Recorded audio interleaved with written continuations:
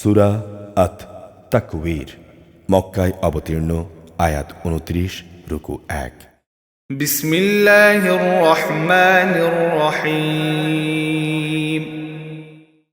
যখন সূর্যকে গুটিয়ে ফেলা হবে, যখন তারাগুলো একে একে খসে পড়বে, যখন পর্বতমালাকে আপন আপন স্থান থেকে সরিয়ে দেয়া হবে, যখন 10 মাসের গর্ভবতী উটনীকে নিজের অবস্থার উপর ছেড়ে দেয়া হবে, যখন হিংস্র জন্তুগুলোকে এক জায়গায় জড়ো করা হবে, যখন সাগর সমূহকে আগুন দ্বারা প্রজ্বলিত করা হবে, যখন কবর থেকে উত্থিত প্রাণসমূহকে নিজ নিজ দেহের সাথে জুড়ে দেয়া হবে, যখন সদ্য প্রসূত মেয়েটিকে জিজ্ঞাসা করা হবে কোন অপরাধে তাকে হত্যা করা হয়েছিল, যখন আমলের নথিপত্র খোলা হবে, যখন আসমান খুলে দেয়া হবে, যখন জাহান্নাম প্রজ্বলিত করা হবে, যখন জান্নাতকে মানুষের কাছে নিয়ে আসা হবে, তখন প্রত্যেক ব্যক্তি জানতে পারবে সে কি জিনিস আল্লাহ তাআলার কাছে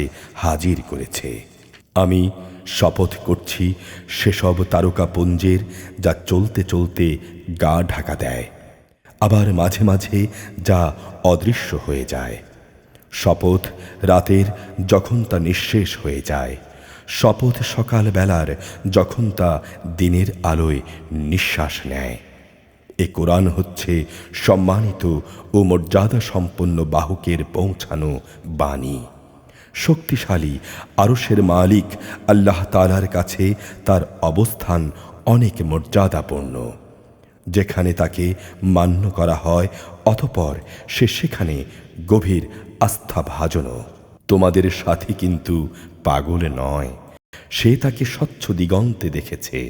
অদৃশ্য জগতের কথা পৌঁছানোর ব্যাপারে সে কখনো কার্পণ্য করে না। এটা কোনো অভিশপ্ত শয়তানের কথাও নয়। অতএব তোমরা কোরআন থেকে মুখ ফিরিয়ে কোন দিকে যাচ্ছ? এটা সৃষ্টিকুলের জন্য এক উপদেশ বই, কিছুই নয়। যে সঠিক পথ ধরে চলতে চায় এটি শুধু তার জন্যেই উপদেশ। আসলে তোমরা তো কিছুই চাইতে পারো না। হ্যাঁ, চাইতে পারেন একমাত্র আল্লাহ তাআলা, তিনি সৃষ্টিকুলের মালিক।